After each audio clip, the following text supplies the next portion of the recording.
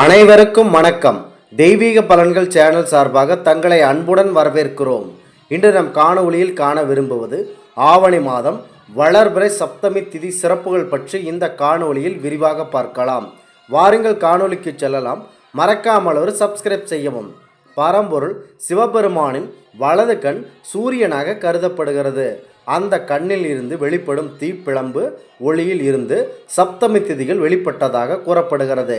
இந்த சப்தமி திதியில் நீங்கள் உண்ணாமல் விரதம் இருந்து சிவபெருமானையும் சூரிய பகவானையும் நீங்கள் மனதார வழிபட்டால் நவகிரகங்களின் துன்பங்களை விரைவில் நீக்கி உங்களுடைய வாழ்க்கையில் சகல விதமான செல்வங்கள் மற்றும் சௌபாக்கியங்கள் பெற்று வையக வாழ்வீர்கள் என்று புராணங்கள் கூறப்படுகிறது. ஆவணி மாத வளர்பிறை சப்தமியில் நீங்கள் உண்ணாமல் விரதம் இருந்தால், மேலும் சூரிய பகவானையும் நீங்கள் காலை வேளையில் நீங்கள் மனதார வழிபட்டு வந்தால் குழந்தைகள் இல்லாதவர்களுக்கு குழந்தை வரம் சிறப்பாக கிடைக்கும். குழந்தை பாக்கியம் பெற்றவர்கள் குழந்தைகள் நலமுடன் கல்வியில் சிறந்து விளங்குவார்கள் என்பது ஐதீகம்.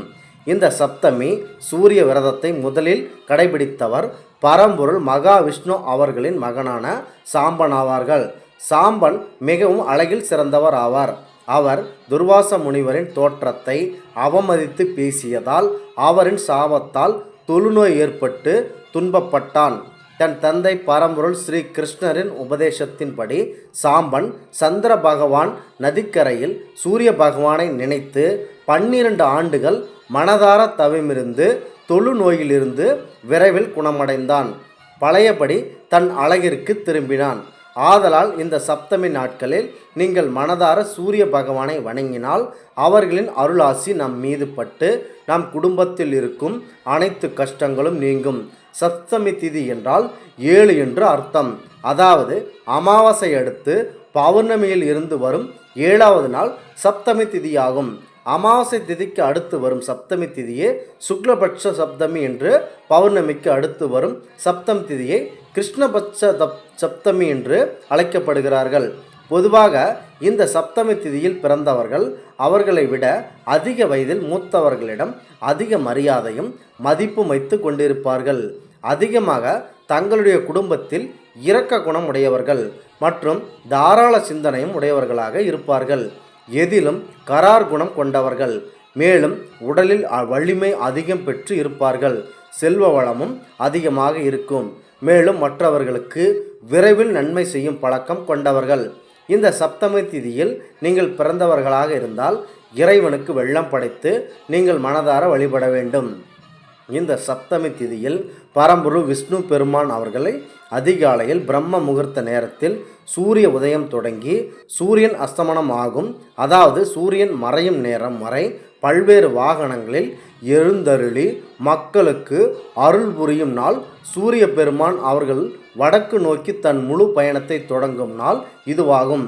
இதற்காக விஷ்ணு பெருமான் அவர்கள் சூரிய தேவனை வணங்கிவிட்டு தன்னுடைய பக்தர்களை வணங்க கிளம்புவதாக ஐதீகம். பொதுவாக இந்த சப்தமி திதி யாருக்கு சிறப்பு என்றால் சூரிய பகவானுக்கு உகந்த நாளாகும். இந்த நாட்களில் நீங்கள் வெளியூர்களுக்கு நீங்கள் செல்ல வேண்டி இருந்தால் கண்டிப்பாக செல்லுங்கள். அலுவலகம் வேறொரு இடத்தில் நீங்கள் இடமாற்றம் செய்வதாக இருந்தால் அதனையும் நீங்கள் செய்யலாம். மேலும் திருமணம் செய்யலாம். அடுத்ததாக உங்கள் வீடுகளில் கலைகளில் நீங்கள் ஆர்வம் அதிகமாக இருந்தால் சங்கீதம் கற்றுக்கொள்ளலாம். மேலும் சங்கீதத்திற்கான ஆடை வாங்குதல் மற்றும் தயாரித்தல் போன்ற பணிகளை செய்யலாம். சப்தமி திதியில் உலகத்திற்கு வெளிச்சத்தை தரும் சூரிய பகவானை வழிபட்டு வந்தால் நமக்கு பெருநம்பிக்கை உண்டாகும் என்பது ஐதீகம். பொதுவாக இந்த சப்தமி திதிகளில் நீங்கள் தேய்பிறையில் வரும் சப்தமி திதிகளில் திருமணத்திற்கு பெண்கள் பார்க்கவராக இருந்தால் அதை நீங்கள் செய்யக்கூடாது. மேலும் நீங்கள் செவ்வாய்க்கிழமைகளில் வரும் இந்த சப்தமி திதியில் நீங்கள் நல்ல காரியங்களை செய்வதை நீங்கள் முழுமையாக தவிர்க்க வேண்டும். இந்த சப்தமி திதிக்கான மிக முக்கியமான தெய்வங்களாக சூரிய பகவானும் இந்திரனும் அருள்பாலிக்கிறார்கள். தேய்பிறை திதிக்கான முக்கியமாக தெய்வமாக சூரிய பகவான் அவர்கள் இருக்கிறார்கள். இந்த சப்தமி திதியில் பலன் கிடைக்காத ராசிகளாக மேஷம் மற்றும் சிம்மம் இந்த ராசிகளுக்கு இவர்களுக்கு பலன் கிடைக்காது.